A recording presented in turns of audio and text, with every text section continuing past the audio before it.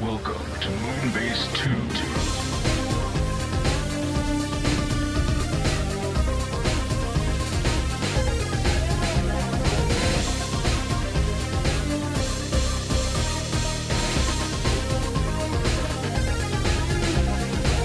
Hello, everybody, and welcome to the Moonbase 2 podcast. My name's Andy, Cobra Commander TFW, and I'm joined by the sexual sieve. It is Mikey, G-Wolfie3. Hello, Mikey. I filter the goodness. Yeah, you're the thing I slop my pasta into. Get rid of that water on my veg. I'll help you drip dry. Yeah, oh, girl, you know how to get me wet. Girl, I help you drip dry. Yeah, Cause I've got holes in me. Yeah. You've got holes in you. It all balances out, really. I don't like the idea of having holes in me, though. Because it just brings images of you stabbing me with some kind of ice pick. Screaming and crying, I'm going to turn you into a sieve.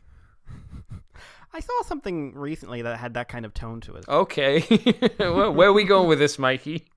Oh, well, you'll see. Oh, okay. This is the stuff that you were talking about before the show started. Okay. Am I? I'm hoping so. You might not be. Might not. Yeah. I could just be talking bollocks. How are you doing this week? It has been known to happen. It has. How are you doing this week, Mr. Mikey? Because you were away last week with a lady and a gentleman who and a gentleman. We people of our, in quotations, friends were discussing the fact that it might be some kind of weird sexual orgy party that you went to. We weren't judging. We were saying good for Mikey if that was the case. You know? Well, to be fair, I only met the gentleman that time. Oh, like he's new. Okay. Well, you know, we suggested you could have been the sausage between the bread and the sandwich of life. That would be awkward. Oh, yeah. None of us are the right size for that to do it properly. Oh my. Okay. Well, it sounds like you've sized each other up. Did you do anything fun while you were away? To be honest, there was a lot of arson about and not much else, but I did do something a little media-wise I'm going to talk about later. Oh. But to be honest, when I got back, I didn't have much for media because we've had an operation in the family. Oh, no. We've had something replaced, and there's been much minding of people's. Okay. So. But I got my Christmas bonus, so I put in pre-orders for things as well. Oh, no. Oh, yes. Hello, money. Goodbye, money. It was nice knowing you, money. Yeah, isn't that always the thing? Well, we really don't have much news this week, so it might not be a long one. A lot of it's from Japan, so we're just going to kick off with the weird stuff from Japan. You know, relative being from Japan.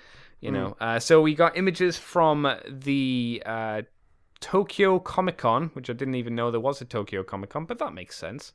So many figure arts announced. Yeah, they finally showed off Kronos, I noticed. Yeah, who comes with both versions of the belt. I didn't see that. That's interesting. Yeah, he's coming with the Gamer Driver and the Bug Visor Spy. Oh, I did notice one thing, though, Mikey. Yeah, we both did. It was amazing. Oh, see, I was going to say no Poppy. I don't know what you were talking about. No, I didn't see no Poppy either. But they've now teased Maximum Mighty X. Oh, right. Yes. Yeah, of course.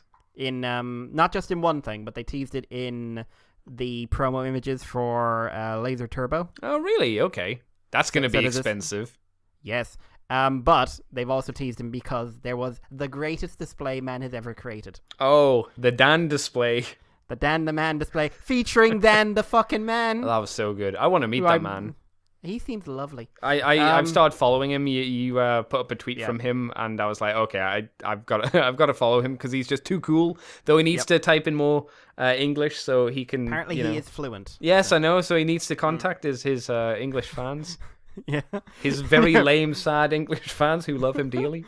Oh dear, and that had 4 billion Genms level X's, something like that, and it had one level X0. I didn't notice that. Yeah, one, and it's got the new Genom, but it's also got Genom level 3. Oh, nice.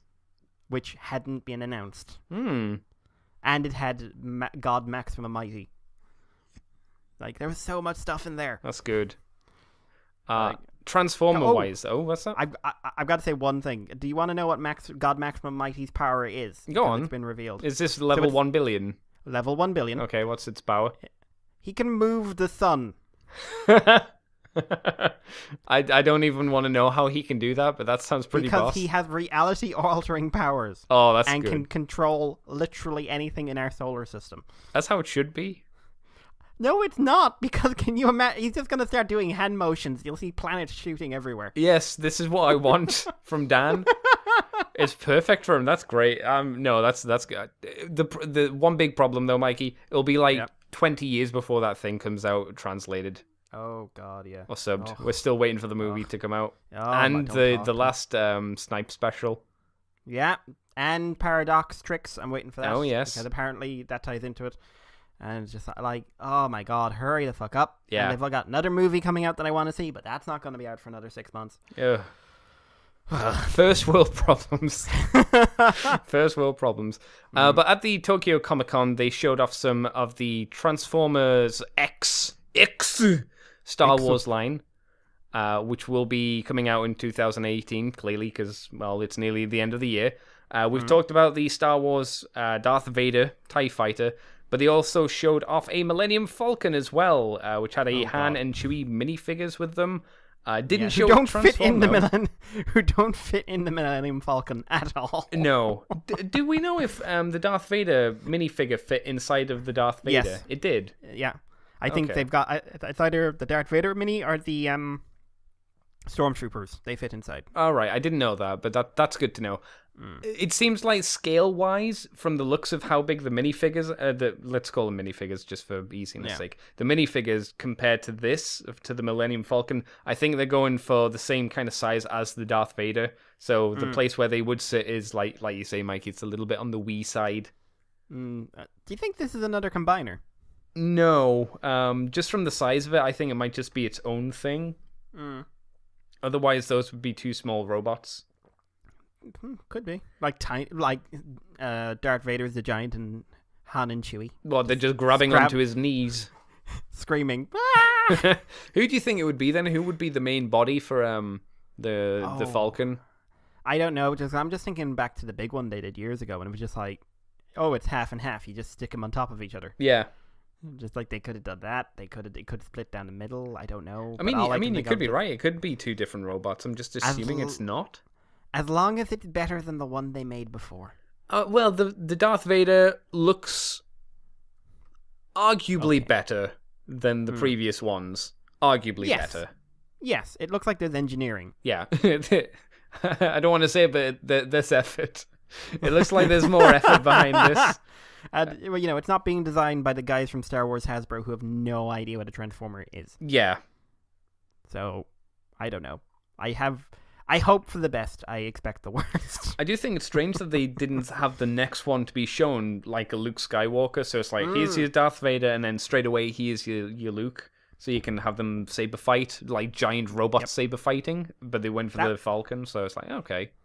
To be honest, I'm surprised this isn't a Gundam line rather than a Transformers line. I will be okay with this. I don't think they would, though, because Bandai and Takara Tomy, and they'd be like, fight, kill each other. Well, we can finally just get it out of the way and everyone just admit that Gundam uses lightsabers. Oh, they do, yeah. Beam sabers are they're just giant versions of lightsabers. Yeah, it's like, in comes Darth Vader, and just like, what? What you doing? It's a beam saber. And then he gets really antsy, and then someone just goes, fuck you, midichlorians. You stupid. We still have no idea, obviously, when these things are coming out, at least for the Falcon anyways. It'll be next year sometime. That's really all we have for that. There's not much else to say, because it's just, hey, here's the Falcon. Does it look like the Falcon? It does. It's got a lot of greebly detail on, so that's a plus as well. Are we, like, you see the gun turret on the top of the Falcon? Yeah. That looks a little bit big, doesn't it? It does. I'm gonna maybe think and suggest that it's deliberately big so it can just be used as a gun for the robot. Maybe. Because it just doesn't look quite right. It looks oversized, and the end of the gun barrels look more like firing missiles than anything else. I'm not saying they will be firing missiles, but it looks more like that than what I would imagine the guns from the Falcon to look like. But I don't know. So that's something. That was one of the weird things. Another weird thing was G-Shock X Transformer collaboration video. So Casio G-Shock, which is a Japanese YouTube channel, has surprised us with the G-Shock X Transformer collaboration video. Oh, that was bad. They have a very cool, in quotations, I would say in quotations, very cool CGI video featuring the G-Shock, G-Steel, G-Watch, G-That, G-Transformers, G-Into, G-A, G-Robot, G-That. I'm going to stop. There's just a lot of G's. Resembles Optimus Prime. This is part of the celebration of the G-Shock. It's actually meant there. 35th anniversary, according to a blog. This is a collaboration PV, which was announced by Takara Tomy at the Comic-Con show, that from Tokyo. So, Mikey, this is a weird advert for a watch. Yes, it is. What did you think of this weird thing? Would you say it was time for judgment? Because he's a watch.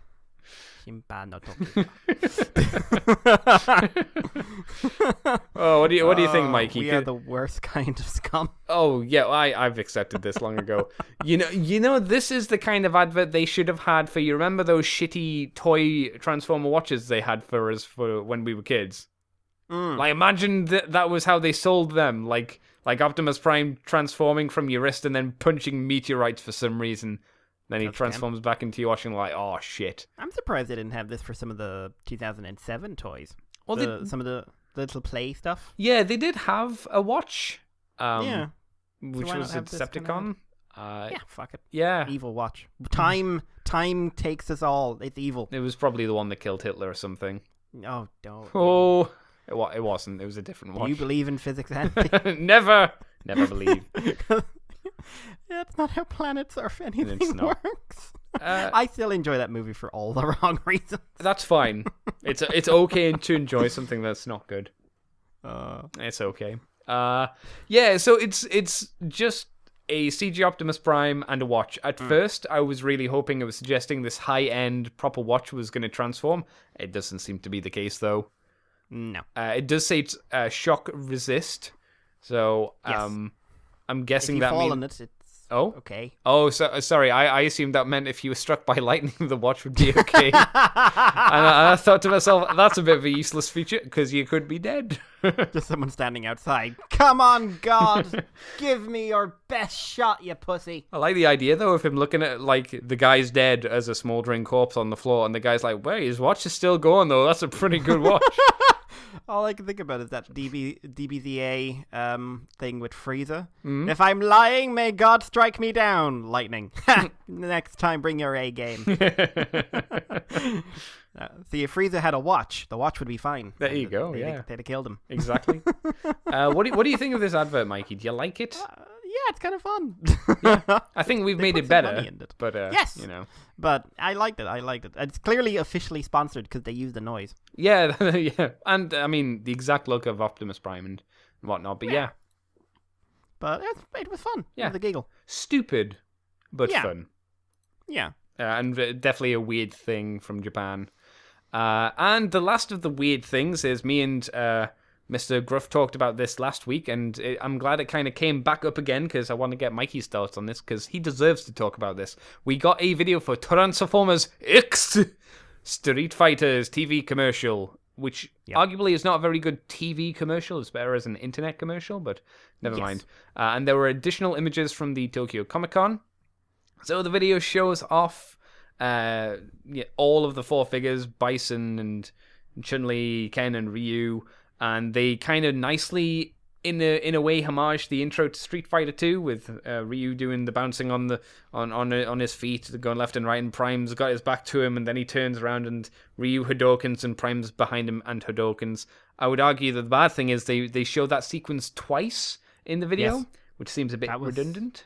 A bit wasteful. I would have done Vega or Bison, whatever you want to call him. Yeah. I would have done him and Megatron instead. Yeah, that would have been neat. Yeah, just for something different. I get why they did it, and I'm guessing they just were told to extend the video, so it's like, oh, we'll just play it again. But I actually liked the transitions of showing the Street Fighter 2 and them doing the moves, and then cutting to the still images of the Transformers attempting to do the moves. Yeah. it's very clear one of them can, Yes. and the other three can't. Yeah.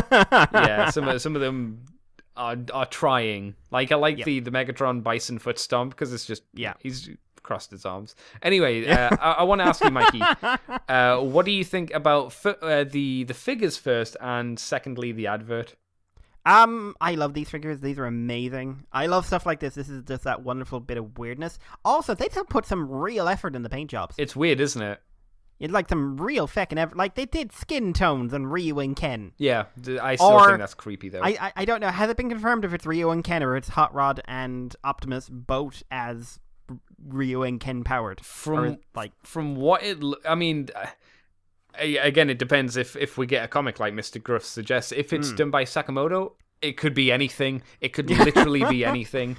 But what we hope is obviously they become Titan Masters and then have a trans Tector. It's gonna be their cosplay. They're just cosplaying. That'd be great because they are all like really into old Street Fighter. It will be balls if there's no comics with these balls. Oh, absolute balls. But I think these are great. I mean, there is a varying quality. Well, yeah. Sure. I mean, there is the Optimus and the Hot Rod are definitely the weaker pair. Mm-hmm. Sadly, they're not released together. Maybe deliberately. Yeah. But the Megatron, I think, works quite well. Especially the paint on the head into it really is for you. The day M. Bison showed up in your town was the most important day of your life. For me, it was Tuesday. For me, it was the day I became a big fucking robot, bitch. That's still one of the best lines from a not great movie. Oh, yeah. That's an amazing line. Whoever wrote that really should have been writing the rest of the movie because they clearly just wandered in to write that one line. It was a 5-year-old who came in and looked at the script and went, "Ooh, this is bad." I can help. I'll do one line and then I'm back to school. But yeah, RC looks amazing. Yeah. Now, here's the question, Mikey. Do you want to get her as well so you can have a Nightbird, you can have an RC, and then you can have a Chun-Li as well? That'd be pretty good. It's very tempting. Yeah. It's genuinely very tempting. But she will cost more than my house. She would. But she looks so good, and she's got the right proportions. So like, it's not just I'm wearing Chun-Li's paint job. I'm a robot Chun-Li. Yeah. I although someone pointed out, like, without the skirt, it does look like she's basically wearing a thong. And now I can't unsee that. Well, I mean, in like the Alpha game, she was wearing tights for the most part. Yeah, but this is 2. This is back when we had class. Before Chun-Li got a little bit lewd. This was before we got a little bit lewd with Cammy, technically. Yeah. Where's Mikami? She's not Street Fighter 2. She's Black Arachnia. She's like Turbo something. Arachnia. Black Arachnia. There you go. I'd be okay You're with welcome. You're welcome, world. Well, what about a Windblade? Could she work as a Windblade? Or a Slipstream, maybe. Yeah. Because I prefer the Slipstream head, I have to admit. Yeah. Either way, I just think these look great. These are a wonderful idea, and more power to them. We need more stuff like this, and it's not Evangelion, which thank God I'm glad about. Yeah. So if you would list them as best to worst, like where RC would you go? at the top, RC, Megatron, Ryu, Ken. Yeah. That would be because I think just that the Hot Rod is just not a great mold, and just like there's only so much you can do because he's an awkward mold as well. And I don't like. In terms of enjoying characters, Ryu and Ken are of these 4, Ryu and Ken are the 2 I like the least. I like their Bison the most. Character? Like, all I know is that Ken is American and laid back, and Ryu has no sense of humor. And he also runs a massive company of hotels. Oh, good. The Ken Masterson Hotels. He also has a beautiful wife and a child. What else? Really? Yeah. Ken's reproduced. Yep. That's terrifying. Eliza, I think her name is. All right. Ryu is a hobo. Ryu was born a hobo, will die a hobo, and will in between suddenly go evil. I want to ask you a question, Mikey. Was Ryu ever born, or has Ryu always been? Just wandering the world. Ryu is a universal constant. Ryu and Mikhail. That's it. Ryu and Mikhail. Drakengard crossover. Oh man, they're just hanging out. We are eternal. I like the problem is that it's like you say. I want the 2 figures and not Ryu and Ken, and they're being sold the other way around. They're being sold as versus packs because obviously you couldn't have Ryu versus Ken. I think maybe that's I don't know if that's deliberately done or not, because maybe they assume that would be the only pack people would get, because Ken and Ryu surprisingly are very popular. I think it would make more sense in a way, because then you'd have a Voyager and a Deluxe in both packs. And who killed whose father? Yeah. And who's chasing them from Interpol to Shadowloo? On the Coco 500 Midnight Train Express? Or whatever that thing was called randomly in the Street Fighter movie. Yeah, I heard someone complain about this, and they just didn't like it, and all I'm going to say is it could have been much, much worse. Oh, God. What if Chun-Li was Australian? What if? What do you mean? What they complained about it? What were they complaining about? They just thought it was a dumb idea. Like, it's it is. one of those things that was like, it's a dumb idea. Dumb, stupid, dumb, stupid. And I'm just like, but they're not. Yeah, that's the point. Yeah, I was going to say, well, they're not wrong. But it's great. That's what I love. Yeah. It's dumb to do a big purple Optimus and call it an Evangelion. It's still a cool looking toy. It's got a horrible, source material, but it's a cool looking toy. But, this is dumb. This is very dumb. It's dumb to do Mickey Mouse Transformers. Yep. I still want more dumb in the world.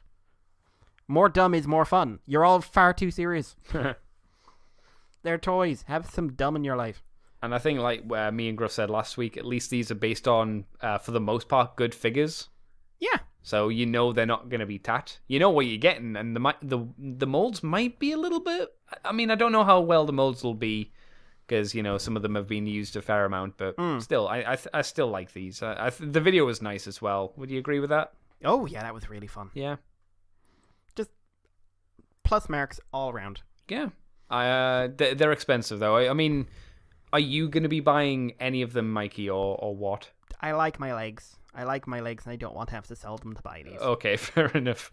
Like, as much as I would love that Chun-Li, because it's just a cool looking toy anyway. I need to be able to walk. That's the cheapest one, though. No, she won't be, because she's going to. Can you imagine the aftermarket? Oh, I just mean the versus packs. Out of the two, her and Ken I'm talking about ones. I'm talking about the aftermarket on the versus pack. Yeah. I don't know. Oh, it will, because she'll be in it, and people will go like, "I must have it," and other people will go like, "It's got the word Japan in it. I can bump up the price by $100." I think it might be one of those things where, I think it really depends on how many they make. I think they will sell expensive for a while, but if they've made too many, it will then plummet when the limited market runs out. That would be lovely. Because I think it is a limited market of people who would like that. I think there'll be people who enjoy how this looks, but I think it's a very limited amount of people who would actually spend the money that they're asking to for the products, if you know what I mean. Yeah, that's definitely a reality. So, be interesting to see if it goes on, who else they do. The question me and Gruff asked ourselves was who they would do next from Street Fighter 2. So you can't have Cammy or anyone like that, but your Saga, Gruff suggested would be Overlord, which I thought was interesting. Maybe. Mm-hmm. Can you think of one or two? I'd say you could do a Zangief from a Grimlock. Which Grimlock? The new one? Something bulky. One of the really bulky looking ones. Yeah, the new Grimlock would work, because he's quite chesty. So yeah, that could work. I could see something like that. Yeah, maybe add some flock to the face. Give him his little beard. You need to do some real work on the face. Yeah. Although, no, you wouldn't, because he's got the lines for it. I'm wondering if anybody will maybe not third party, but Shapeways different heads for them. That would be awesome. That'd be interesting to see. So get on it, Trent Troop. Yeah, there you go. Mikey, do you want to tell us or tell me about the Legends stuff that's happened this week? Because there's been an okay amount of Legends stuff, and then there's the weird story that me and you covered about the comedians, which is we'll start with. I'll start with that one just because I'm looking at it now. Yeah. Because Transformers Legend toys, there has been plenty of news, and the first one is follow-up to Transformers and Downtown no Gaki no Tsukai Yarahande crossover. We have prototype images of the toys, including the Fortress Maximus face. So for anyone who doesn't remember, there are a pair of Japanese comedians who are getting Transformers toys in honor of some characters from their stage and screen show. And the characters are Danaramasu and Guchiramasu.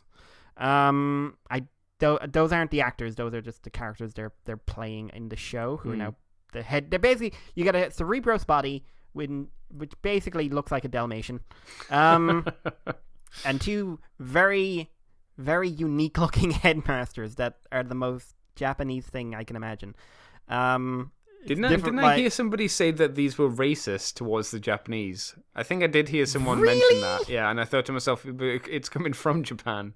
And they use it, like I mentioned this when they came out, Terraformers uses this exact... How is it racist against the Japanese if the Japanese are saying this is based on something we have an established artistic style for? Yeah, these I've always equated this kind of design to the, those political comics that you see in the newspapers and stuff. It's that, but it's the Japanese equivalent where everything's exaggerated in weird ways. But we're racist or Japan's racist because they made this. Yeah. I'm pretty sure I heard someone mention that, and I thought to myself, that is weird. That is I could have misheard. I hope I misheard. I don't want that to be true. That is a silly thing. Whoever said that, if you're out there, if Andy didn't mishear you, that was a silly thing to say that you said without thinking. And yet, even if I am mistaken, you can believe somebody said that, can't you? Oh my God, yes. Yeah. Sorry, I didn't mean to interrupt you, Mr. Mikey. Wow, people. But yeah, so we got to see prototypes of the body and everything else, and they've gone to town on the tampagraphing. Oh yeah, holy hell! They've gone seriously to town. Do we know what any of it means? The tampos? Not a clue. Like, I know the science lab thing is referring to a sketch they do. Right. But anything else? Also, like, I can't even imagine what the voice box in this thing is going to sound like. Jesus Christ. And we also got to see the Fortress Maximus head. Now, what's that related to? Because it doesn't look like either of them. No, I'm assuming it's another character from the show because I couldn't find any information on it. Okay. It's just called New Very Happy Head on this. Well, it's accurate. Yeah, but yeah, it's... Oh my God. If I could paint... And if I had a bit of spare cash, I would buy a headless Fortress Maximus to do up a custom one. Yeah. It's amazing. I love this. This is so stupid. But further information via Gaki DVD Yoshimoto.co.jp. The new sounds are being recorded, and the reservation deadline is up for January 31st. Shipment is expected for July for the price of... I'll be honest, I think this is actually pretty reasonable. 8,800 yen, so about $80. That's not too bad for say a deluxe figure, give or take, and two Titan Masters. That's okay. It does have a wee bit of a sneaky extra expense. Oh. You can only pre-order if you buy the Downtown Nogaki's latest DVD. Oh, that's how they get you. DVD / Blu-ray. So you have to pay for the DVD / Blu-ray. And if you haven't, shopped for Japanese Blu-rays and DVDs before... Holy crap. Lube up, lads. Lube up. They are a wee bit more expensive over here. Oh, yeah. Than we have over here. Like, I'd say you'd easily be paying 40 quid easily. $50. I'd say minimum 40. Yeah, no stretch at all. Yeah. So you're... For 120 for the whole lot, that is stretching my wallet a bit. Oh, yeah. That would be me going like, and that's where it stops being funny. This is where the joke ends, I'm afraid, yeah, Japan. We have stopped laughing. We are no longer laughing. But yeah, I really, really like it. It's dumb as hell, and it's really fun. And it's not racist against Japan. Are you sure? Because it's the Japanese doing it. You know what? That's what a racist would say, Mikey. Somewhere in South Park, PC Principal is running around, and this is the kind of shit he says. He's got a girlfriend now. Oh, what? Strong woman. He's got a strong woman girlfriend? No, her name is Strong Woman, the vice principal of the school. I haven't seen this season yet, and I want to, because I actually stopped watching because of I felt like the heavy plot stuff was kind of taken away from some of the fun. Yeah, I would say there's still plot-ish stuff, but it's more entertaining. I'd say it's better, and she's only just appeared, but I like Strong Woman. Especially the name, just being Strong Woman. A strong woman here. Maybe. Yep. Sorry, I'm just thinking like PC Principal. The undercurrent of PC Principal is that he's actually a complete sexist pig, but he just really wants to get laid. That's basically his whole thing, and he gets really pissed off when Jimmy points it out. And because he threatens everyone else with physical violence, and he says, "I'll break his legs!" And then Jimmy shows up and he's just like, "You gonna break his leg, PC principal?" Because Jimmy's a badass, by the way. He is. But yeah, so moving on to some more normal news. Release info has been released by Takara Transformers on Power of the Primes. It will be out in May 2018. Ooh. And the Prime Master, will be selling for 800 yen. It's interesting that they're selling the Prime Masters on their own instead of like bundling them with the deluxes like they did for the Titan stuff. Definitely a different angle, but maybe they're going to play up the plot side of things in the fiction. Or maybe they just couldn't figure a way to smush them together. True. The Legend Scale toys, which are Slash, Windcharger, Beachcomber, they'll be 1,500 yen. Mm-hmm. And then they've only got one deluxe listed here. Oh yeah, poor Jazz. I think I can guess why, but I'll say in a minute. Oh. Poor, probably less racist Jazz when he comes out. Oh, what if they go really bad and remold the head with just like gollywog features? That would be really unpleasant. All you're reminding me now is there is a manga currently running called Trump. What? No. There is a Trump manga. No. It's not kind to him. Oh dear. But there is a manga called Trump. Look it up. I stumbled upon it like a couple of weeks ago. I didn't what? But yeah, Jazz will be 2,800 yen. Mm-hmm. Rodimus and Optimus will both be 7,000 yen. That's about right.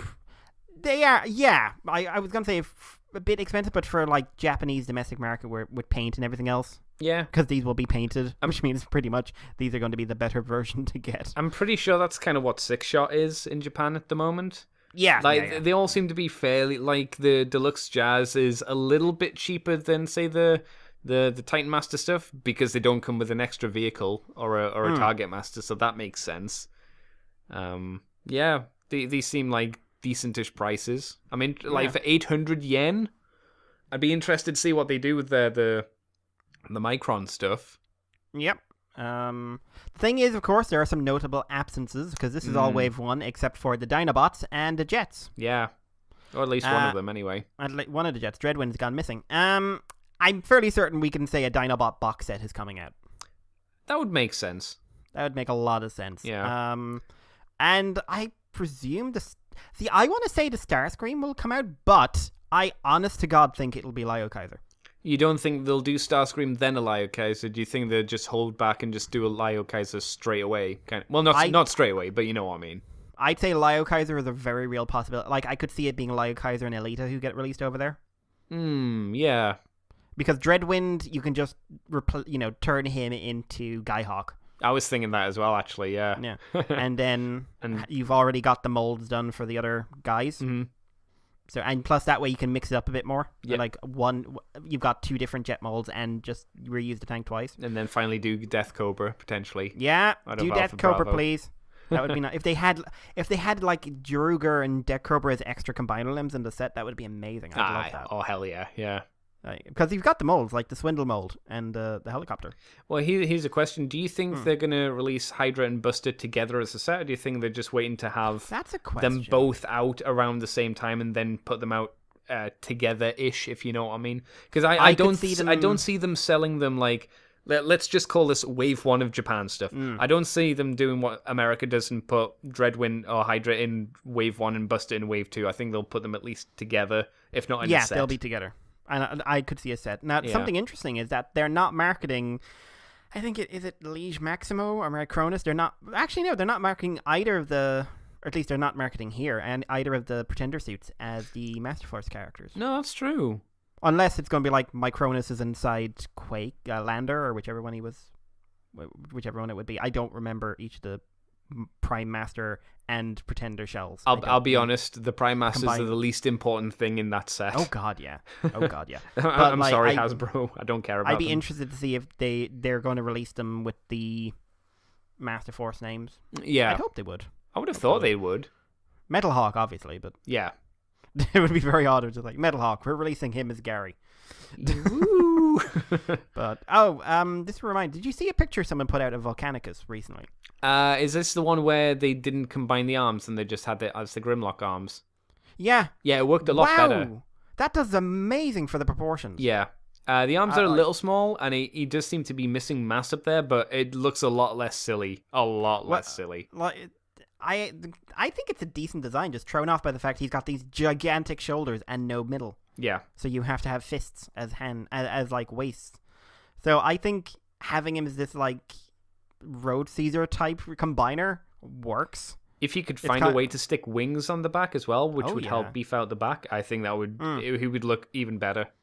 Yeah, but I really want to have a go at that toy. Like, a lot of people are complaining. I think it has aesthetic problems. I think any engineering issues with the Grimlock are really down to the fact they put a combined mode in. Oh yeah, obviously. Yeah, but like I think the actual toy looks solid enough. I just think that it's hard to do a Grimlock design and change it and not fuck it up. Because that is kind of, he's like someone said, it's like Soundwave, just like they got it right the first time. But you say that, but then you have Prime Soundwave, who's completely different, and yet is still Soundwave. But he's not trying to turn into a boombox. No, I suppose that's true. And War for Cybertron, not trying to turn into a boombox. Are you saying that the the Dreamwave war within Grimlock's good? Yeah. He's following this, like, there's nothing wrong with the transformation. There's there are other issues because I hate that design. The classics Grimlock wasn't too bad though. No, but that was Pretender. That was based on a different Grimlock. But was it? Oh, is that yeah. Also, I hated the legs. I hated the legs. They were lazy, but whatever. They were and he didn't look like a T-Rex. No, he looked more like a raptor. In fairness. Yeah, I was just like, why? Why do you have these giant arms? Oh dear! Come on, Vulcan! At the end of the year, money has been spent. Money I don't have has been spent. Oh dear! It's a good thing I'm not paying rent right now. What's next then, Mikey?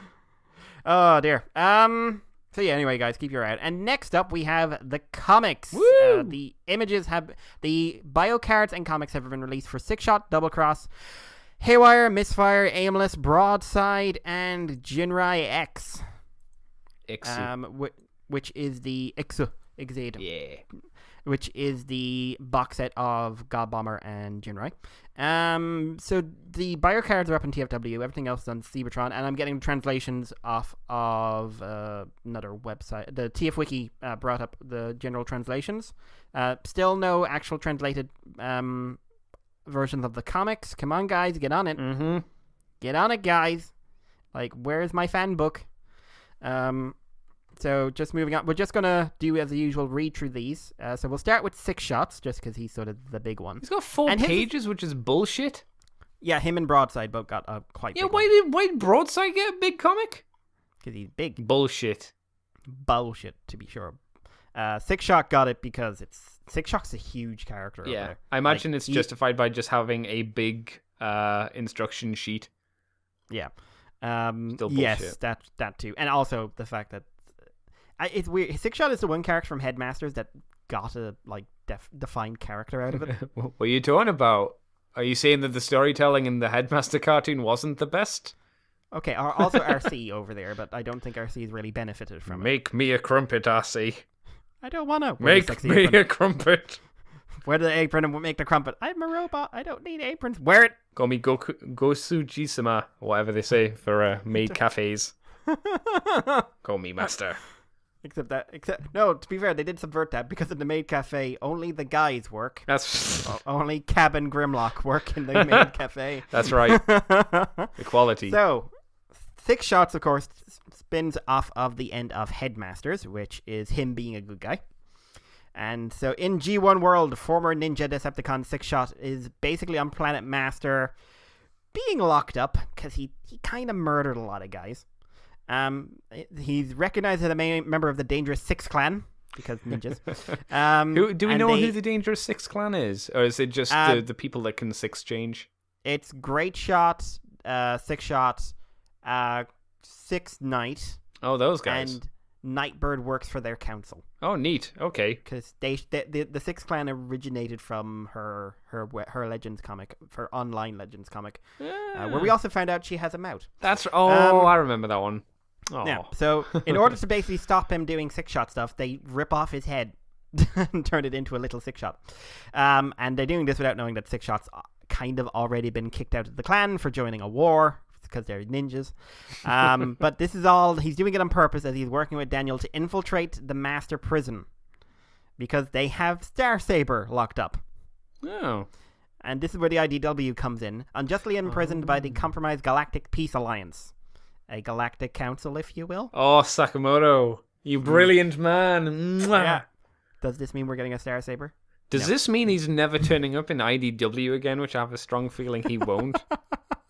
I would love that. What happened to Star? I want to see that. I want a Starsaber made simply to have a story about how, well, you see, we got this religious nutter, locked him up on Planet Master. It turns out they were actually completely in the right to do it. And Six Shots accidentally released history's greatest monster.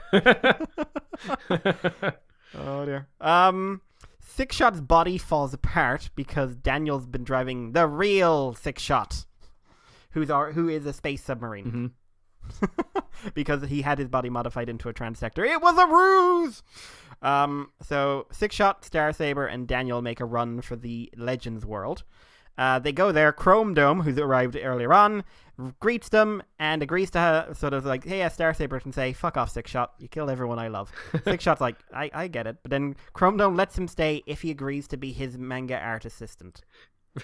As he wears a beret. As he wears a beret. And for anyone who doesn't know, working in manga in Japan, you kind of do need an assistant. Oh, God, yeah. Yeah. If you want to live, if you don't want to die. Yeah. Unless you want to become that like stereotypical shut-in living under their what do they call them? Those heated tables or something. Oh, yeah. Are those Tetsus or something like that. Well, even then, even if you have assistants, I'm pretty sure that's still your lifestyle. Yep. Unless you're Akira Toriyama, in which case you're caught hiding money internationally. That happened. So Six Shot doesn't really get Moe. As he draws an RC. But he thinks it's good that Chrome Dome is trying to reach out to people, since, all he can do is kill. And he's also like, so Chrome Dome, this character you're drawing, yeah? Reminds me of someone. No, it doesn't. Doesn't remind you of anyone. I'm just saying. And then Ultra Magnus shows up. Because Ultra Magnus is working for the bad guys in this, for the Galactic Peace Alliance, because he doesn't know they're corrupt.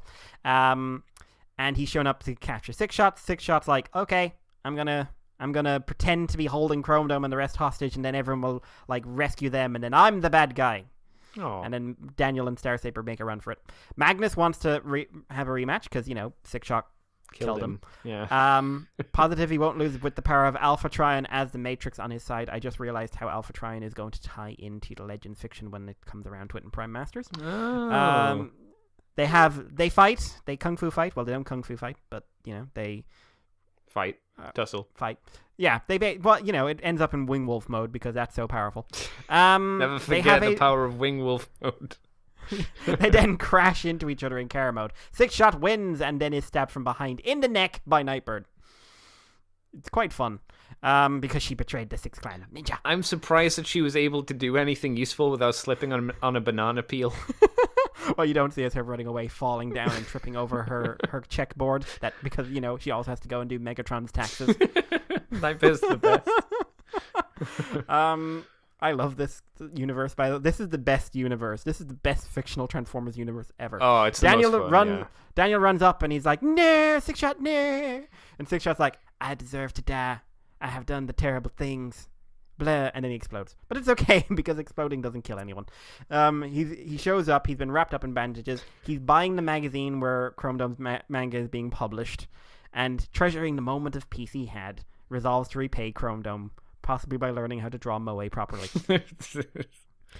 Learning that you can resurrect the dead in Legend World, he seeks out Giga so that he can revive Jack and Abel, who are Chrome Dome's own pals that he BDSM'd to death. Okay. Giga explains that the power to do it is used by the Zamajin and Shin Chogokin, God Super Soul. When you said Zamajin, do you mean Zapower? Zapower! Gao Gaga is amazing. Anyone who doesn't understand that reference. And they ask if Six Shot has the resolve to control it. I think Six Shot's going to turn into Great Shot. That would make sense. That's been a long-running fan theory. Yeah. This isn't the craziest one we've ever had, but it's fun. Yeah, like because I hadn't read the synopsis, I was just looking at the pictures, and all I saw for the most part was him drawing some moe or doing something with moe. I was like, that's weird. And then I saw him die, and I was like, okay, so it's just a big fight. That's a bit boring. But hearing the synopsis, I'm like, that's pretty good. I like Mummy 6-shot as well. All wrapped in bandages. That's quite cool. And I think this is the first, as far as I'm aware, it's the first do we've properly seen Giga. Yeah. Like, not in the distance, far away. So it's tiny. I love the fact there's a real story going on in these. It's still fucking weird, though, isn't it, if you think about it? Oh, it's amazing. It's lovely. Yeah. It's wonderful. And again, like, there really should have been, like, Nightbird, like, dashing away and just showing her in a building, just falling on her ass. Because that's what she does. I still want a Nightbird. Oh, it's a good toy, Andy. I know. Well, I've heard. I've heard from someone. It's a good toy. Moving on, we have... It begins. Yeah! This is basically the Beast Formers, where the Maximals from the Beast era, from the Legends Beast era, are basically worshipping White Leo. Because he shows up from the G1 world, and they're like, oh my god, you're so cool! He uses the 6 mystical gems to transform Neo Akihabara City, because remember, they're living in Triptychon, which is space Akihabara, into a jungle, and recruit the unwilling local beasts to fight for him. Is he as cool as we think? Also, all the ladies are naked! Does it explain why? Yes, local humans end up naked as they are animals. Oh, okay, obviously. And they are referred to by White Leo as ape-type beasts. Wow, is that why they're angry more so than they're nude? Yes. Okay. Who is it? Because it's Minerva, it's Ty, and who's the other one? She is what's her name? Papika from the Beast Planet episode of Headmasters. Oh, I don't need to remember because she's a wild Tarzan type, so she's like, ha boobs, I don't care. And Minerva's like, Minerva, I'm French. And Ty's like, I'm only slightly less clothed than usual. That's a good point. Like, shouldn't she be very comfortable like this? You would thought so. But then it turns out that White Leo is being followed by Tiger Burn, who is that's a good name. Redo of the Lion Headmaster, whose name I can't remember. It's a repurposing, who's basically shown up riding Doublecross. It's pretty cool. Yeah. He said the 6 jewels contain the crystallite power of the 3 wise ones. Now, I'm going to see who those are while I'm talking. And he wants their power. And he's riding Doublecross, and Repugnus is there, and you're like, dude, no. Do you know? Oh, the 3 wise ones are Beast Former characters, like the 3 top ones. Yeah, Repugnus is like, oh, don't do that. And then White Leo explains that the monster bat has been Tiger Burn's puppet since the laser beast cut off his head, removing his sense of self. Furthermore, Tiger Burn reveals that his modified body is completely robotic, and he is now a headmaster, and he's using the haywire laser. But don't worry, furries are here. What? Sexy furries. Because White Lune, who apparently is White Leo's sister, and basically the sexy equivalent of White Leo, because just in case you're unclear, since she's coming up carrying Doublecross's head, she does have the tightest of near automata type buns. Yes. Yeah, she does. So she shows up, and the plan is use the power of the 3 wise ones to basically turn them into into robots, so that and resurrect Doublecross. It turns White Leo into his head, and Doublecross is brought back, and it turns White Lune into a Target Master. Hey, why, right? So another much better Target Master character. Yep. White Leo merges with Doublecross, and they're both back, and they blow Tiger Burn back to his own dimension, because that's what they do. And then the siblings prepare to return to the Beast Former world, but first they apologize to the Legends local for forcing them to become Beast Formers. Rat Trap and Tigertron tell them to consider how things would be if the roles were reversed. How would the Beast Formers like it to be forced to wear nothing but neckties and work as office workers? And they say, no, we wouldn't be comfortable with that at all. Also, she's naked. Yes, effectively. Okay, but I often be office workers, and it's just like, you know what? Megatron's a very good leader in this universe. Like, he's very good at employee satisfaction. Yeah, but you don't want to be a Japanese salaryman, because they never seem to be happy. I'm sure even in the Legends universe, they're not happy people. Probably. Yeah. But anyway, that's fun. That was fun. How would you like it if you were salaryman? No! No, take me back to my war-torn world. But again, like, making one of those target masters better for me. Yeah, agreed. But yeah, it's fun. I mean, like, it is like, of course, she's a sexy furry lion character. Of course. Well played, Sakamoto-san. Well played. Oh, he has just begun to play because Xiao Xiao's back. Yes. Oh, poor Xiao Xiao. And Ever shut upon Xiao Xiao. The world likes to shit on Xiao Xiao. So, Misfire's comic. Neo Akihabara being bought up by Misfire, who has had luck in gambling in the stock market and is now filthy rich. I love how he wears the stereotypical fluffy coat. Yep. Which reminds me of the rich dude from Kill la Kill. Yep. It kind of goes, he has about as much luck. Yeah. He's throwing money around and demanded to be called Perfect Fire. That's great. Trigger Happy is just like, how are you this? How? And then Policeman, Hot Rod, and Xiao Xiao show up, and they're like, this doesn't make sense at all. Sorry, when you say Trigger Happy saying how, you mean how? See? How? Yeah. See me? Has he still got his gangster hat on? Yep. But Hot Rod and Xiao Xiao don't believe he can be this lucky either, and sort of like Aimless is around, and that night they sneak into Misfire's Misfire bought Triptychon. Yeah. Misfire bought a person that people keep stealing. I want to know who he bought it from. It's never said, is it? Grimlock, probably. Because Grimlock had him last. Oh, maybe, yeah. But yeah, Misfire finds them when they're sneaking to Triptychon, shoots Aimless at Hot Rod, but because the universe and everything in it hits Xiao Xiao, and she becomes a tiny, naked, screaming baby. For some reason.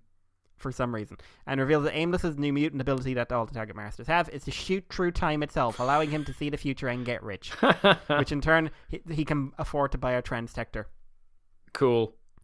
So he shot Xiao Xiao into being a baby, and she's probably now living in horror of what the Kiss Players universe would do to her. Misfire blasts a hole into the future to predict how Hot Rod will move, making it impossible for the Autobot to dodge his attacks, but is somehow so bad at aiming that even knowing what's going on, he still can't hit Hot Rod. He ends up shooting all the stuff he's bought. Oh yeah, he's shooting all the stuff around of him. Which disappears into the time stream. Hot Rod knocks his head off and makes him try to fix Xiao Xiao. He misses, hits Hot Rod, and turns him into Rodimus Prime. A tiny Rodimus Prime. Eventually, everything is fixed. Xiao Xiao is pissed at Hot Rod for not making her younger when he had the chance. You're like, what, 18? Maybe. Like, you're pretty much, it's only downhill from here, love. Yeah. And we know what they did to you when you were younger. Be happy. But don't worry, everything will be okay. Because the person interrogating Misfire is Trigger Happy, who is trying to teach him how to aim instead. Whoops. And Misfire still has his jacket. Yeah, he does. Yeah. This is my favorite. Oh, I like how Misfire is absolutely wank at aiming. Yep. He's so bad, he literally can't hit a broadside of a barn, even when he knows where the barn will be. And it didn't look like he's moving. Hot Rod's just standing still. It's good. I still need to put in a pre-order or an order or something for Misfire as well, as they don't have one. I'd be tempted to get that Hot Rod just to get Xiao Xiao, but apparently it's quite a bad version of the mold. Really? How so? The new remolding on the chest didn't turn out great. I didn't hear great things, but I didn't really look into it that much. So that's a shame to hear, but I'm not surprised. You know. But next up, there's a lot in this one. Next up, we've got Broadside's comic, which takes a bit of an odd turn. Okay. How so? So Grand Scourge is back, and he's fighting the Stunticons, and he's kidnapped the Stunticons again, and he's fighting Superion, and is after the Matrix. Yeah, not and the Stunticons. You mean the Baldigus the normal dudes? Yeah. Broadside shows up, and it turns out that Broadside is a headmaster, and like a Broadside-sized headmaster. So he's big. So he's big, and he's designed a giant transtector that is bigger than a Citybot.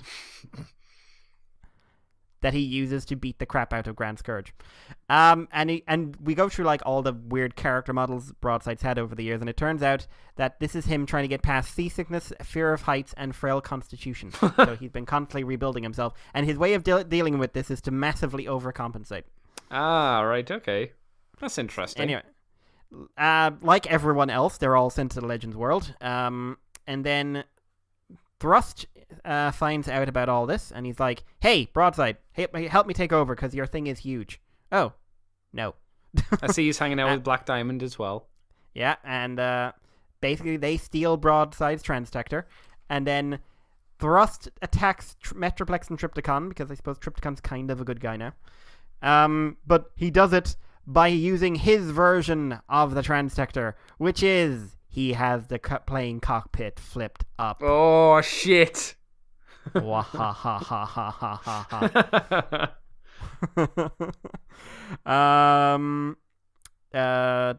Broadside's like, "Oh no, everything's sad now. I've let power go wrong." Then Braun and Repugnus show up and offer help using their armor suits, which have, they currently use for dating.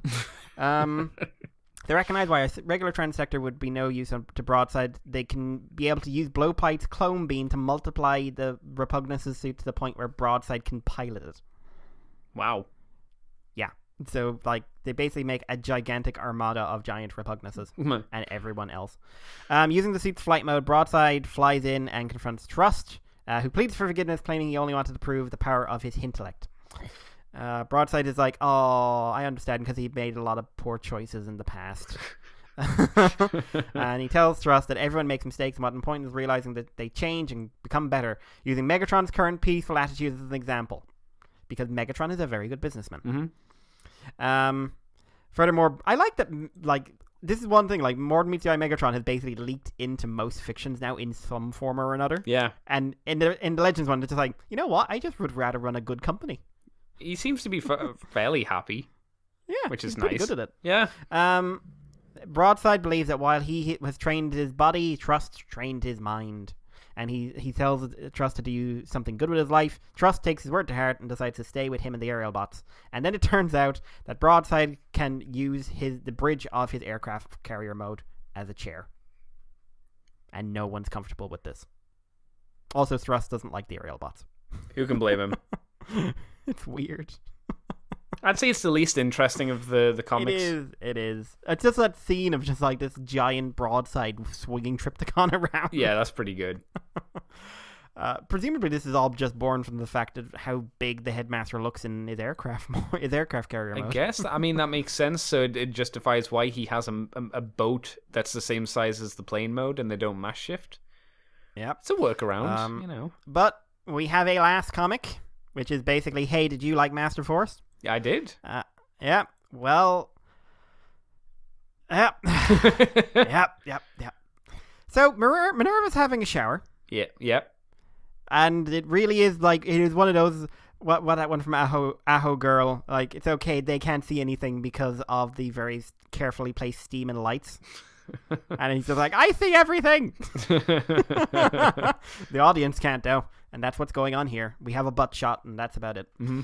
But it gets worse because all the boys are spying on her in the shower because, quote, they're appreciating her beauty.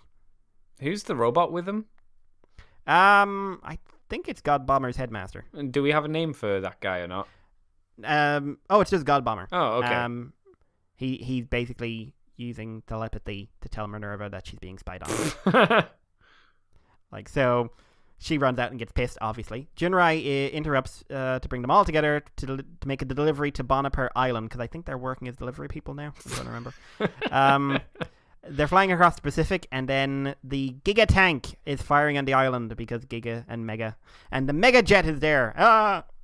Oh no! Super Ginrai and God Bomber are captured. Nah. Yeah, the Headmaster's. Yeah, everyone's captured basically. And Giga and Megado didn't account for the Headmaster Juniors. And they are able to kick the head mode, Minerva and Cab at the. Well, he's called Go Shooter. He's good at football, so. He is good at football. He kicks them at the Transtectors, allowing them to become Super Minerva and God Cab. God Cab. God Cab. They combine into God Minerva. That's the perfect name. That's how you justify having two versions of this toy. One's God Bomber and God Ginrai. One's God Minerva. Yep. They recover Ginrai and God Bomber, and they make their escape, and they have master braces, which are being made for research purposes. Is that Giga or Mega that's looking at the braces in there? I believe it's Giga. Yeah. Ginrai and the others are left wondering what they're all doing back, because they were dead. Giga revels in the fact that he and Mega are once again operated Transector and are ready for their revenge. I wonder which comic this will be considered. Apart from the, of courseness of the start, it's a pretty normal comic. Yeah. But, of course. The only thing it's missing is Nightbeat. I miss Detective Nightbeat. She's amazing. She's probably in prison now or something, isn't she? Yeah, but she's probably like screaming out windows, "I'll get you next time, Gadget!" Because she's nuts. Yeah, it's not a bad. Oh, I love these like big swamping things. They're just great stuff. Isn't it neat how they're teasing Overlord? And they've been teasing Giga and Mega for a good few of these comics now. Yeah. It's kind of neat. They're clearly writing, like proper writing going on here. It's not just like, here's a packing comic. Like, there's a whole universe built up about it. This is like numbered 51 or 52. And there's still not a comic. Yeah, that's at least 52, 100 pages right there. Yeah, so more. Where I want a book and I want to translate, I want a fan translation at least of a published book. Because this is a whole really fun, quite insane, fairly inappropriate universe. Yeah. And I'm kind of in love. Anyway, that's it for Legends. So, Andy, would you take us on to some Masterpiece news? Sure. Not a huge amount of Masterpiece stuff here, really. We've just had some in-hand images of the movie Barricade figure. If you're interested in seeing it. I think the paint looks a little bit better on this version than the ones that we'd seen before. The head still looks a little bit on the strange side. And the blue is still very distracting, but it's more metallic. Yeah. So it's less distracting. And I still would say that there's too much bright silver on his face. Yeah. It doesn't look super accurate. I think this will look better when someone has the gumption and the testicular fortitude to customize and paint him themselves. And they showed the Garamba. That's right. Because I think that when he gets a proper fan paint job, he'll look a lot better and closer, because the mold itself seems to be good enough. It's Barricade. You like it or love it, or you like it or load it, kind of thing. I think you like it or lump it, just because of how he transforms. You can only do so much, but it's fairly decent. Do you have any thoughts on this, Mikey? I do think it looks better than the promo images, but it's still surprisingly not what I was expecting in terms of quality. And the Allspark blue is, at least it's metallic now, but it's still, why are you there? Yeah. I don't remember Barricade having this much blue. Well, you could argue we didn't see him stand still long enough. So, yeah. Hey guys, 07 movies.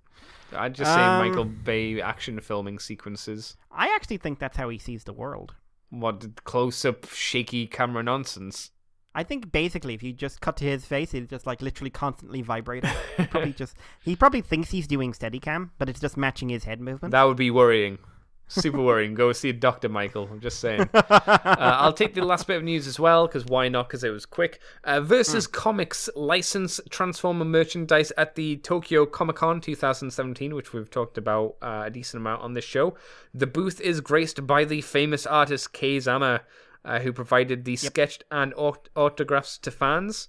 And one of the designs is used on the t-shirt. They seem to be quite expensive t-shirts, though. Yes, but custom stuff, Yeah, because it seems like it's not super clear, and I can't read Japanese, but one of the prices for one of the t-shirts seems to be about 4,300 yen, which is a decent amount for a t-shirt. Oh, yeah. But it was nice. I think it's cool that Kay was there and doing autographs and stuff. And she bought Atomic Robo. Yeah, I sent that message, that tweet to you, thinking you hadn't seen it, but you had. I was like, Mikey has to see this, because what was it, a plush? It was a plush and like loads of trades. It was pretty cool. I was like, that's pretty sweet. I sent him a, you're a good person, and I just got a thumbs up back. So. Oh, I like to believe that thumbs up was, but you'll never have them yourself. Mine. Mine. Like, next TF Nation, she just starts throwing them at my head. Not for you, Mikey. Not for you. And that's it, unless Mikey has any other bits of news for this week. No, I'm just flicking through the t-shirts now. There was some really, like, okay, like, the concept enrages me more than I can ever say, but I have to admit that Shatterglass Rodimus looks pretty good. It's a good t-shirt, but yes, it's a concept which I'm not a fan of. So. Also, Chris McFeely did his basics on Shattered Glass this week. I watched it and I was just like, oh, I'm annoyed. Annoyed by what specifically? Just it was influential, Andy. That's a shame. It mattered to people, and I'm just like, but it was so bad. Yeah. So incredibly, incredibly bad. Yeah. Oh, dear. Anyway, that's it, I believe, for the news. That's it, yeah. So, Mikey, I'm going to ask you, what you been up to this week or recently since you were away, obviously, last week as well? Well, like I said, there was a lot of minding people in recent weeks because of knees and surgeries and knee surgeries. And heads and toes and shoulders. And heads and toes and crazy Welsh people ordering me about and a million other things. Back to the orgy, Mikey. That would be the least effective orgy I can think of. There'd be way too much giggling. Yeah, far too much giggling for an effective orgy. I was going to say, giggling is not appropriate for a sexy orgy party. That's how you throw off the rhythm of the night. All right, oh yeah. Stop that. But yeah, I did do a little bit worth talking about. So, watched a movie. Oh, yes. One I hadn't seen. It was a Disney movie I haven't seen, actually. Zootopia, or Zootropolis, as it was released over here. Oh, yeah. Never seen it, and I watched it because, quote, oh my god, you have to see this. You'd love this movie. See it, see it, see it. I don't know if I'd describe it as a movie that you'd love. I really liked it. Yeah. I have to admit, like, the joke that everyone saw is the worst joke in it. And it goes on for so long. Yeah, it's about 3 minutes straight. Yeah. And it's just like, I know that's the joke, but please stop. Yeah, especially in the trailer. Yeah, oh and my it's just God. there basically because the fox is trying to slow her down. Mm-hmm. And I get it, but you didn't need to see the whole thing. You could have just done the cut to the outside, it's night, and then cut back to him still going, and ha. I mean, it works at the end because they bring it back for a second. That's much better. Yeah. But I liked it. It's an enjoyable movie. I like the characters. I think actually the characters are pretty strong. The base premise of the whole predator prey and how that reflects in a modern society where they've kind of tried to move past that, but there's a lot of kind of sort of undercurrent of racism. Yeah. The two main characters I thought were very enjoyable and are clearly having sex. Like, at the end of it, I just looked over and someone said sexual tension. I'm just like, there's no tension. There's just sexual. Their children will be hideous. Oh, hideous, God, yeah. freak children. Kill me, Daddy. Kill me. Why does Daddy, it hurt? Why do I leave? Every moment I live is agony. But I really liked it. I thought it was a really fun movie. It's not going to like send me screaming for the hills. I love this film. But I'm really glad I saw it because I honestly had no plan to see it. Oh, okay. Any because reason why you didn't have any plans to see it? It was just one of those ones that, okay, it's a thing. Yeah. But it did have a slight knock-on effect because after watching that, someone else said, "Oh man, if you like that movie, you'll like Sing." Sing. Oh, no. Sing has a koala played by Matthew McConaughey. I haven't seen it. You are right not to. It is pretty bad. But it's like, oh, look, animal people. And it's just like, you're missing the point. No, it needs to be good. It was really... I mean, it's basically one of those terrible singing movies. It looked like Except it's one that spends all the movie going like, hey, aren't singing stuff out of date? Yes. Yes, they are. That's why you shouldn't have done this film. No, but also like a weird thing, something that really bugged me, and I think it's because Zootopia made it so central to the whole thing. The fact they're animals doesn't matter at all. No. There's no reason for them to be animals. They just happen to be. Yeah, there's nothing in the movie at all, bar a few visual gags. And the fact that Seth MacFarlane's a mouse. And who basically just seems to be playing Seth MacFarlane. Seems about right. So, and it's just like, no, this movie isn't good. Also, yay, mediocre pop singing. So that was something. Don't watch Sing. Watch Zootopia if you haven't. Don't watch Sing. What else? Oh, I watched a sitcom called Toast of London. Ended up watching the whole thing. Okay. Oh, I think I've heard of that. It's got one of the guys from the IT crowd, doesn't it? The boss. Matt Berry. Berry, who has possibly the most sensual voice of any man. Father! And he's in a scene with Brian Blessed. Oh, nice. That is just a wonderful scene. Are those two related? Because it seems like they should be. But they should be. Yeah. And they are. Well, they are in the show. Okay.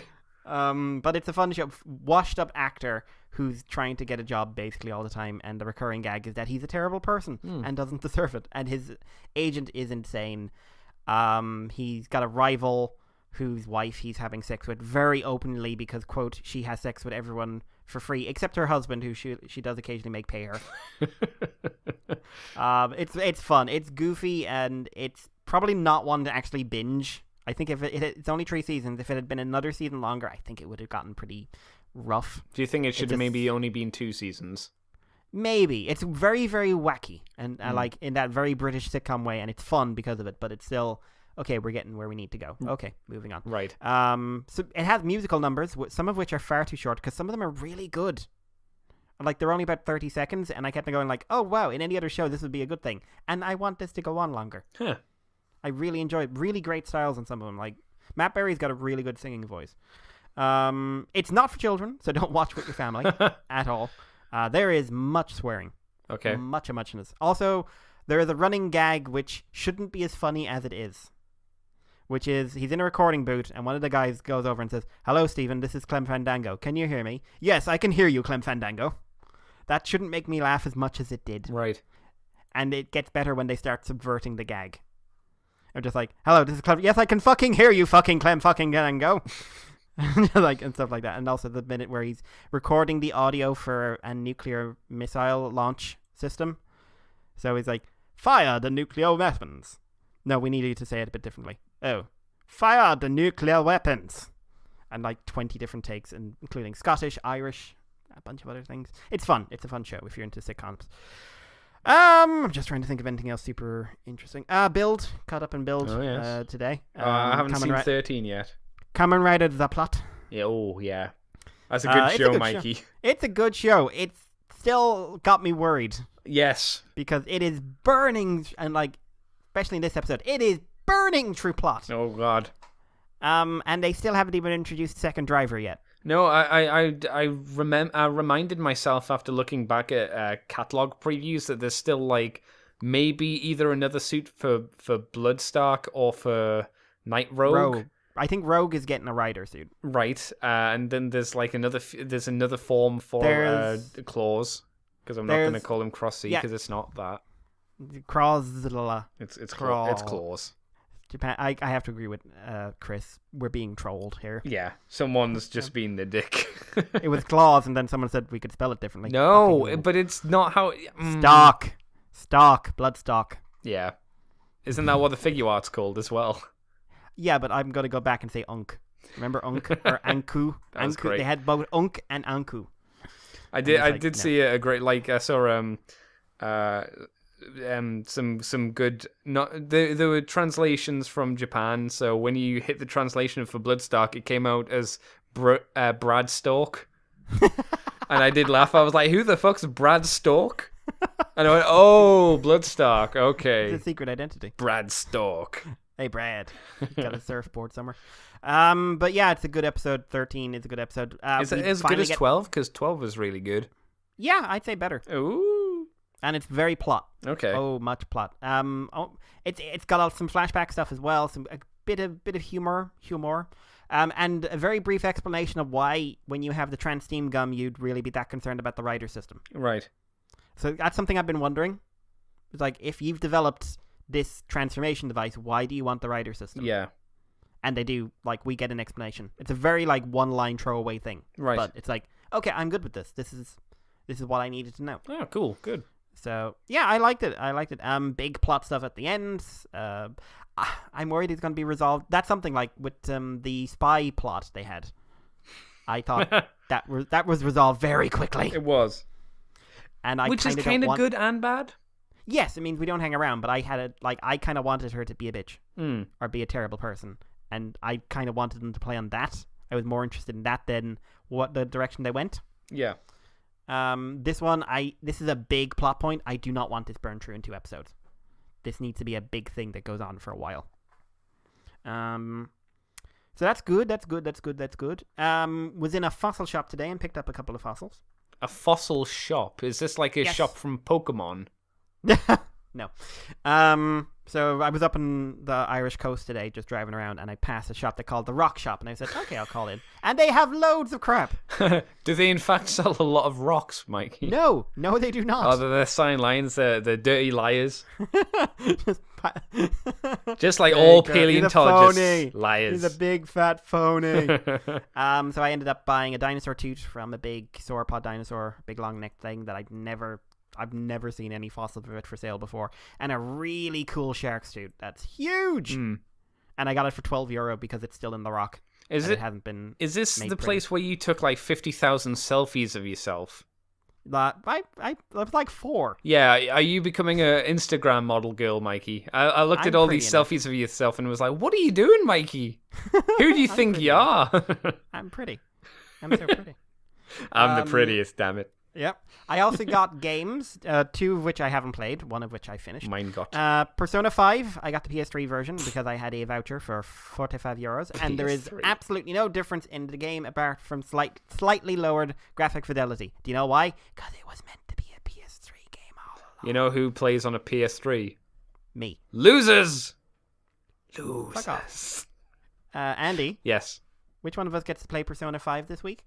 Losers. I don't think that's a sentence anyone's ever used before. Losers. And also Hyperdimension Neptunia, which I have been very curious about. What the hell's Hyperdimension? That's a Japanese game, I'm going to assume. That is a Japanese-ass game. For PlayStation as well? Yeah, but I'm very, very curious about it. Because I've seen reviews and it's both been reviewed as like, wow, this is a really good game. And, I'm actually offended by this game. Oh, so it's good but offensive. Yeah, I want to see what this is. Okay. I have no idea. I don't know what the gameplay is. I don't know what anything is. It was a $5. And that's worrying. Well, it's an oldish game, like 2010. So, and like I said, I had a voucher. What did you say it was called? Sorry. Hyperdimension Neptunia. Okay, I'm gonna have a look at it.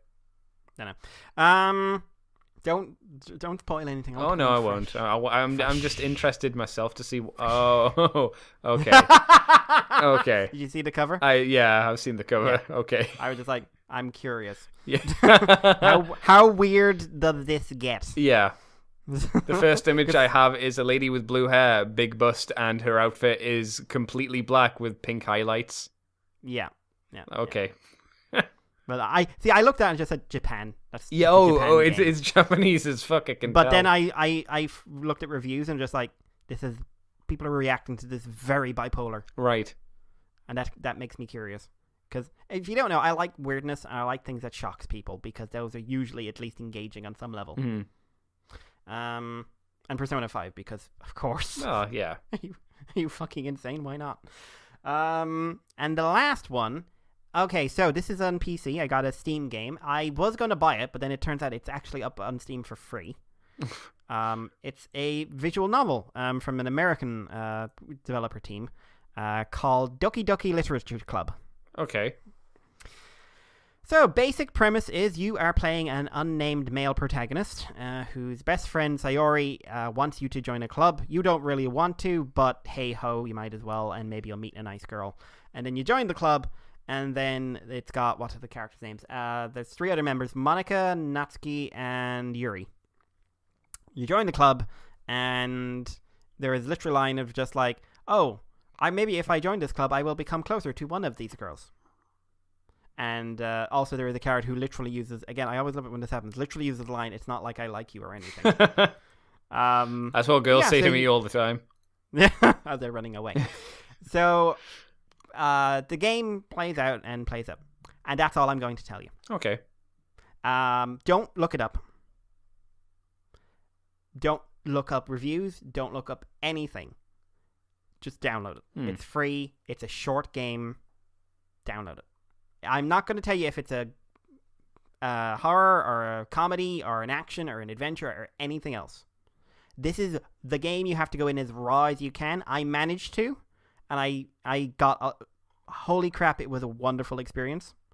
Like, it's not like up there on, oh my god, this is toppling my favorite games kind of thing, but for what it was, especially how short and how tight it is, very, very well done. A lot of thought going on. Great art style as well, but really, really got into this, like, on a primal level. Like, really good. So what I will tell people, it's on Steam for free. You can buy DLC, which is just the soundtrack and everything else. But the game itself is free. What you need to do, download it. Do not open it using the Steam app, because there are reviews and things that give spoilers away. Open it via the executable. Go into the but go through the executable that's in the Steam folder. Right. So you go into common Steam apps games and go to Doki Doki Literature Club. Open that. It'll have a folder. What's the one mark characters and what is it? Characters, DDLC app, game, lib, renp, copyright, the executable file. It'll also have a readme in there. The readme is important. And play. When you're playing, have that folder open at all times. The readme. Not the readme. The game folder in the Steam. Steam apps, common Doki Doki Literature Club. Have that folder open. It is important you have that open and throughout the gameplay. Oh. I won't tell you why. Just very, very important. As in, you can't finish the game if you don't have it open. Weird. Just go in as raw as physically possible. I know some people are going to go look it up now as I'm saying it. Do not. Don't find out anything about the genre. Don't find anything about the style. The first 50 minutes are going to be a bit of a struggle for people who aren't familiar with the romantic subplot dating game thing. If you can there's two endings. If you can get the one ending, then get the best ending. I will say getting the best ending is a bit of a trial because you have to do a lot of restarts. But it has a really nice message at the end of it. Like a message from the developer that's really, really well thought out and very, very encouraging. But check it out. It's got a 10 out of 10 rating on Steam. It kind of deserves it. Wow. It's not like, as I said, it's 10 out of 10 for what it is and what it's doing. Yeah. Like, this kind of game would not have a lot of lifespan, I think, if it was like 6-7 hours long. But for my first playthrough was about an hour and a half, 2 hours. The fact someone made this and then put it out for free, that person's a good person. Just check it out. Seriously, and I'd love to hear from anyone who does. Like, I know we always say we don't get feedback. I want to hear from anyone who does play this game, and I want to know what you thought about how it played out. And if you were, like I said, have the Steam apps Doki Doki Literature folder open at all times. Okay, it's in the program files and all that jazz. Yeah, that was me. Yeah, what about you, Andy? I've done a few things. I've watched some movies this week. I watched an anime movie called Redline. I've seen that. What did you think of Redline? Very pretty. Yeah, the story is not anything to write home about. No, and it's not. the I love you at the end. I was like, no, you don't. what are you talking about? No, you don't. But it's a visual, exhilarating journey. It's racing. Space racing. I kind of equate it to think of a Japanese wacky races. Yeah, I think that's fair. Yeah, it's done by Madhouse Studio. They animate hella good, and this was a painstaking movie, I'm sure, to animate, and it shows. It's got a lot of style. It was very enjoyable to watch, but not one for the story. Like I say, it's one I would have liked to have seen in the cinema, but just because of the visual spectacle that Redline is, more so than anything else. Like, when the races are going, you really feel like you're part of the races, and I felt my adrenaline going a bit, which I was like, that's pretty neat. I also watched, what's it called? Kimi no wa Nawa. Kimi no wa Nawa.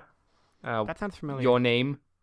Oh, I've heard it. Haven't watched it. Have heard of it. It's really good. It made me, like, there's a part in the movie that made me cry, like, super hard. But you don't have feelings. I know. It's like super hard. I can't remember crying as hard as I did at that moment, as I have in a while. So it's very well done movie. Very interesting idea. I don't want to talk about it because again, it's a movie I want people to watch. And it's one of those few anime movies that was actually recognized to a point by American cinemas.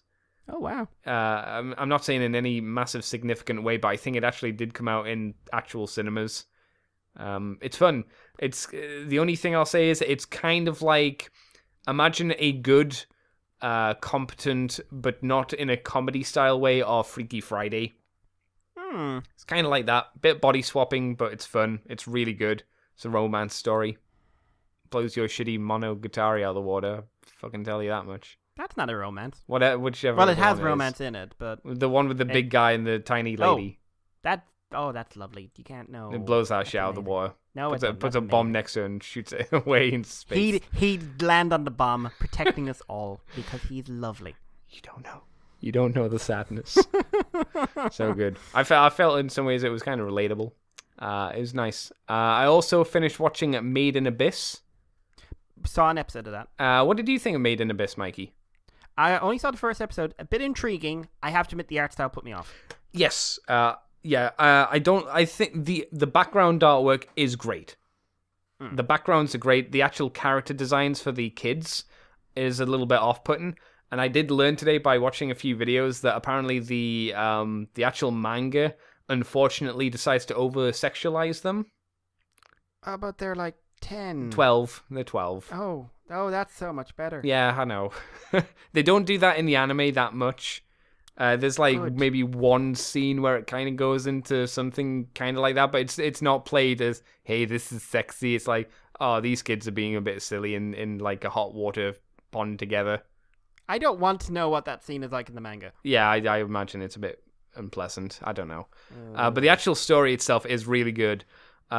It's set in a world where there is a massive hole in the earth that stretches down for like 4,000 miles, like legit 4,000 miles or more, probably more, called the Abyss.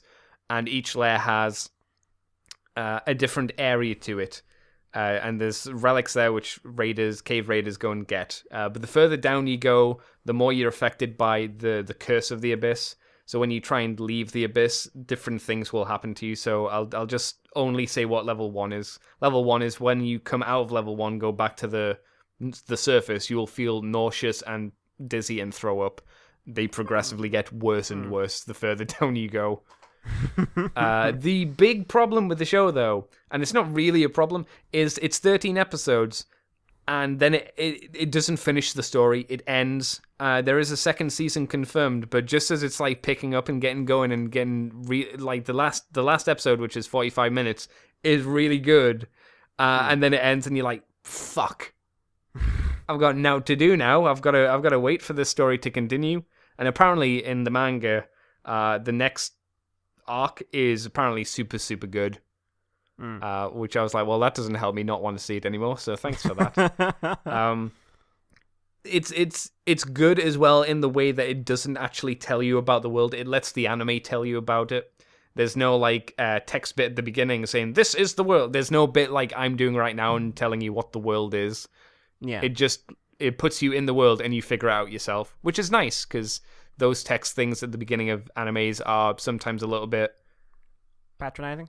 It's just you want to kind of learn about the world yourself, and unless the world's like really obscure and you need the explanation, then you can figure this stuff out. You know, you figure out that the abyss is quite a harsh place, and we're not on the top of the food chain there. No, I mean, like the episode I saw did have like the gigantiest of death worms. Yeah, that's from a much lower level. That can fly. Yeah. All of a sudden at the end, I'm just like, what? Yeah, pops out wings and starts flying. I would say I think you'll get past the character art design, because I did, and once you get past that, it becomes a lot better. Because I wasn't going to watch the show based on those character designs, and then I watched people like Super Eye Patch Wolf from YouTube, and I really respect his opinion on stuff because he does anime videos on YouTube, and they're very, very well done. and I was like, okay, I'm gonna have to stop this video. I was about 10 minutes through it, and hearing him talk about it, I was like, 10 minutes through, done. Gonna watch it. Shut up. I'll watch your video when I'm finished the show. So I would recommend it. It's fun, but it does just stop, unfortunately. So if you want to wait until season 2 comes out and is finished, which will probably be by this time next year or something, maybe check it out then. But I want to hear Mikey's thoughts on it when you're done, because I think you'll enjoy it. I think it's a fun one. And I watched Build as well, and I like the fact that in episode 12 they decided, usually in a Kamen Rider show they'd promote the new suit design or the new thing longer, but they didn't. They went, no, fuck off, Claws. We've got other stuff to do. We've got plot to cover. But I've got a toy. Fuck off, Claws. We've got stuff to do, Claws. Fuck off. I like that. That's good. Did it do anything else viewing wise? No. My life has been very consumed at the moment with Nier Automata. I've played a lot of that. I've pretty much finished the game. My counter on Steam is about 56 hours, and I got it like on Sunday last week. So I holy hell, I hammered it hard. There were nights I didn't go to bed until like 2 or 3 because I was like, man, I gotta keep going. The story, I don't want to go too much into the story, but it's really good. It's the game kind of focuses around the idea of what it means to be human. As you always intriguing. Yeah, as you see these robots acting like humans, and the characters keep telling you that they're only imitating humans. It's not really, they don't really have emotions or anything like that. And you see these robots doing stuff, and you're like, I'm not sure I believe that. I'm not sure I believe that these robots aren't alive.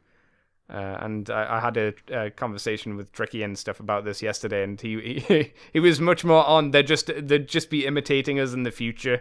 And I was like, but at what point are they not imitating us? I think the response there is Bicentennial Man, Westworld. I keep forgetting about Bicentennial Man because I didn't like that movie. The book. Okay. The book. The basic idea that at some point imitation becomes life. Yeah. It's like at some point something, or like any alien android, where like if you look into the fiction, it's like, oh well, they're programmed basically just to imitate people. Yeah. But then you look at them and it's just like, is it imitation? At what point isn't it? Yeah, because anyone who's seen Prometheus or Covenant, just like, what's he imitating? Yeah. Because what he seems to be imitating is a nut job. The game is meant to be played through at least 3 times. There's Route A, which you finish. Route B is very much like the second half of Devil May Cry 4, when you play through it again, but as a different character. And you're suddenly like, this is amazing. You kind of going, it's a shame that we're retreading stuff again. Yeah. It does feel a bit of a way to buff out the time. It does expand in areas, and there's new scenes, and they do add a few other bits here and there because it's a different character, and sometimes he goes off and does other stuff. But it does feel a bit like padding in a sense. But then once you do that, the third time you play through, it's a sequel to parts A and B. So Route C is the sequel to it. That's really cool. Yeah, I like that. I was like, it was almost like you played a really long prologue, and then the second Route C was the epilogue. Or the actual story. Well, I was just thinking, Drakengard's by the same people, and that had a lot of rethreading. I'm not surprised. And also had more routes. Yes. Oh. Yeah, there are A to Z endings, but A to E are the ones that have cinematic ones, and then F to Z are just if you decide to run away from the boss and the game just goes game over, you ran away from the boss and you did something with your life. It's the jokey ends. So there's only really A to E which are any worthwhile. It's really good. It's not a happy game. Are they ever? But yeah, as me and Mikey were talking about, the guy Yoko Taro seems to not make happy games. It's really good, but it's not a happy experience. You don't come away going, oh, I feel good about myself. You go, oh god, god. I really enjoyed it. It's done by Platinum, so it's done by it's arguably the most competent and most enjoyable of the games that Yoko Taro's made, because the other ones have been iffy, not being the best gameplay wise. Yeah, I'd say like they've been writing their story in many ways. Yeah, definitely. This one can actually say that it's got good gameplay as well. Not anything like super deep, but it's solid. Like, nothing feels shit. So, yeah, I would recommend Nier. I'm glad I got it. Robo booty. Tight, thick robo booty. Like, did I see... Before you start, like, drooling all over literally everything. Did I see at some point that you bought a figure? Not of Nier, no. No, because I thought I saw you say you bought the new... Because I know there is a figure coming out of it. Oh, yeah. No, I sent an image saying this would be pretty cool to have. But no... have you seen how much that is? More than I'd like to pay for an ass. Yeah, the one for 2B and a machine lifeform, a friendly one with a bucket on its head, which is actually a thing in the story, which is quite nice. And I go, I remember that guy. Yeah, that figure is basically 8,000 yen for the two. And I'm like, oh, Jesus. Not including postage. And the other set is for two just normal enemy robots, but you can customize them slightly, and that's like 5,220 yen. I'm like, oh god, no. I wouldn't mind a Nier figure, but no. I'd prefer Figma to do something, and even then it would be too expensive because it'd be 4,000 yen. Probably come with a lot of accessories too. But because it's Square Enix that are doing it, it's Square Enix that are making the figure. Oh god, Play Arts Kai or something. It's effectively a Play Arts Kai figure. It looks really good and accurate to the thing, but that's why it's fucking ridiculously expensive. So no, I think, Mikey, if you can, when you can, you should definitely have a go of it. Cool. Yeah. And that's it. Oh, I did a podcast as well, which I haven't uploaded yet for the Patreon people. So it is last month's Patreon show. It's just me being slow and being absorbed by Robo Booty. I know. Is it on Robo Booty? No, it's on why Die Another Day is the best James Bond movie, in my opinion. I have to think about that one. Well, if you listen, I can send you the show because you're part of it. So I talk about 20 minutes of why I like it. 20 minutes or a little bit more. And I also put the thing in there. I'm going to put it up here as well because I want people to know about it as soon as possible. For this month's Moonbase Woo Woo, I want the Patreon people to send me either an audio recording or a piece of text to read on the show of what they think is their favorite movie, their favorite Christmas movie. And we're going to have that one because it's a Christmas Moonbase Woo Woo. As a free one for everyone, but only the people who do Patreon can send in what they enjoy as their favorite Christmas movie. And me and Mikey will talk about ours, and that will be a show, and that will make it Christmas themed as well. I think that would be nice. And we'll also have some interaction with our Patreon people. So if you want to interact with us and get your voice out here onto the Moonbase 2, you can head over to patreon.com/Moonbase2 and just do $2 each month, and boom, there you go, you get on the show. Woo! The best way to do it is to send it to me via WeTransfer. Yes. Which you can then send me a link to, or email me, CCTFW on Facebook and Twitter and all the places, or just go to the Facebook page for Moonbase. But while we're doing this, Mikey, I may as well just look at you and say, hey, Mikey, where can people find you on the internet if you want them to? You can find me on Twitter as Irish Paleo. You can find me on YouTube as DWolfie3, where I'm actually preparing a video to put up. Ooh. I've scripted it. Now I need to film it. What's it on? I'm not telling. It has to go up. Is it on paleontology stuff, or is it on something fun? Something fun, vaguely. Okay. Well, then have Freeway. To be honest, it's a bitching video. It's a bitching video, for want of a better term. Is Freeway going to be there? Is it Freeway? God, Freeway. No, Freeway's not. You're not ready for Freeway. I need to come up with something new for Freeway. You can have him chasing your dog. I love my Freeway. And you can find me on paleonerd.blogspot.com, .wordpress.com. You can also find me doing bad Southern Dandy impressions because I watched the recent Titan Return episode. Yeah, I haven't watched that yet. I say Overlord, boy. I say.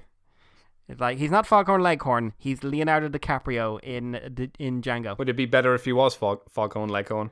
It would be. I say, you're a chicken hawk. You're a chicken hawk, son. But, oh my god. Voiced by Ira Gamagori, or Gamagori Ira as he's more correctly known. Oh, okay. As a Southern dandy. Weird. Yes, it really is. Very odd choice. Very, very strange. Oh, dear. What about you, Andy?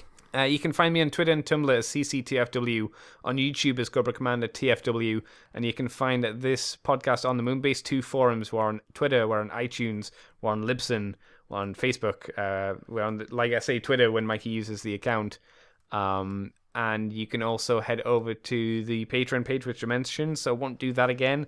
And just type us into an RSS feed, and you'll probably find us either way. And all those places I mentioned, you can send a message to, and I'll probably see it. With any luck. The best places, though, would be my Twitter or the Moonbase 2 Facebook page if you want to do that stuff. But I'm going to mention this stuff. It's mentioned in the Patreon show as well, so,